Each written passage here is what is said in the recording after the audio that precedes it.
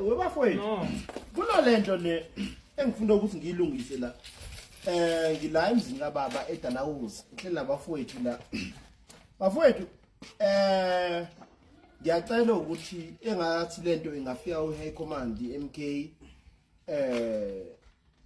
akeke ngikhulume nabo ngabaningi kodwa yasishaya lento kuma ward amaningi kuma by elections siyalimala siMK into enzo ukuthi silimale yini na bafowethu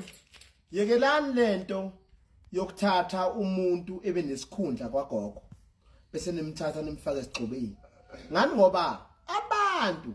basuke beneenga yaleyo muntu MK ANC idlalile kakhulu ngabantu ngesikhohlisane lapho idlalile ngabantu at the same time sithatha umuntu ebeyikhansela kwa ANC sizomfaka MK ulindeleni lapho bafowethu to remind you something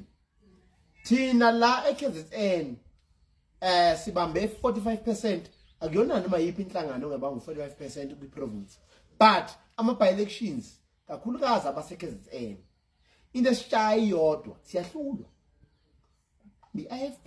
ubambi ANC ngaze kubamba uDA wemali wenkosi ophaphasi leyo losila ungazoganga nala inkinga i1 nifolosa ngabantu abanamaphutha kwaANC abantu abawafuni futhi yekelani lento yokuthi makhansela kaANC yekelani lento yokuthi mangabe kuthatha umuntu omusha afaka egxotshweni bese nigijimisa isibhamu phambili ngoba nibabulela abafowethu ngoba nifuna lezi ikhundla zobukhansela abantu abanifuni kuqonde nje lokho nobaba ngeke ngayikhuluma kuyena ilento ngathi ayi baba ingeke iyonakala lana ma balance siyashaya iyodwa iwada sike sayiwina angabe mise emthonjaneni noma isophongola kodwa yona iyodwa imagine iprovince eshaye 44%